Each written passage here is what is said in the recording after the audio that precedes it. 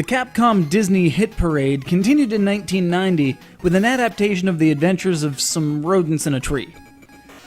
Coming off the success of DuckTales, choosing an adequate follow-up would be crucial to the legacy of the partnership. Rather than the elaborate single-player adventure that saw Scrooge McDuck amass great fortunes by traveling all over the world, Rescue Rangers presents a smaller scale, encompassing kitchens, parks, sewers, and a casino, in search of one corpulent feline. What it does have over DuckTales, though, is an excellent two-player experience. Whether you're alone or acting in tandem, there's a word I don't use nearly often enough, the idea is the same. Clamber through a level, avoiding and or eliminating threats as you progress, with a possible boss fight at the end of the stage.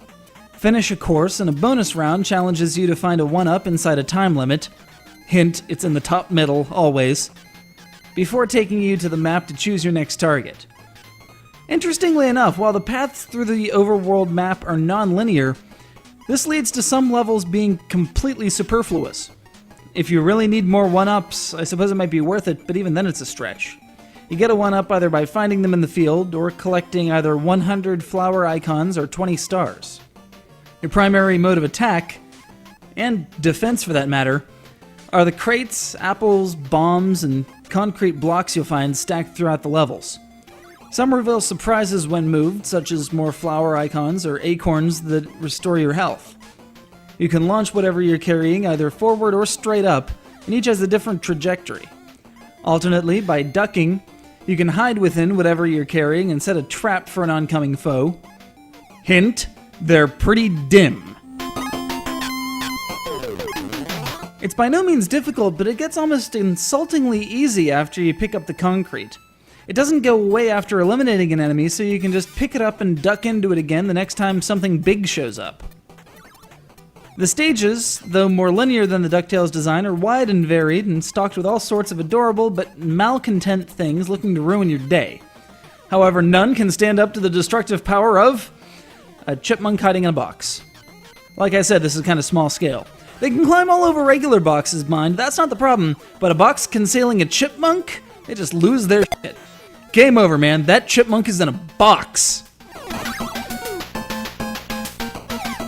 One last gripe. I realize that Capcom likes to swap ideas around, but honestly, the most challenging part of this game is right in the middle, where they decided it's a good idea to throw in a Mega Man-style disappearing blocks puzzle. I mean, seriously.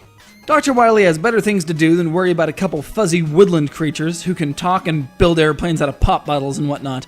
That's cute, but the bad doctor has a world to conquer. Much like DuckTales, Rescue Rangers received a sequel very late in the NES's lifespan. Also, much like DuckTales 2, Rescue Rangers 2 was largely ignored. There was a whole new world of 16 bits to explore, and besides, in each case, the original was good enough. It wasn't like Mega Man 1, which had some significant physics and balance issues. Mega Man 2 corrected things.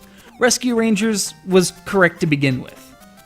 Except those damn disappearing blocks. They even sound like Heat Man's stage. They're after me, I know it.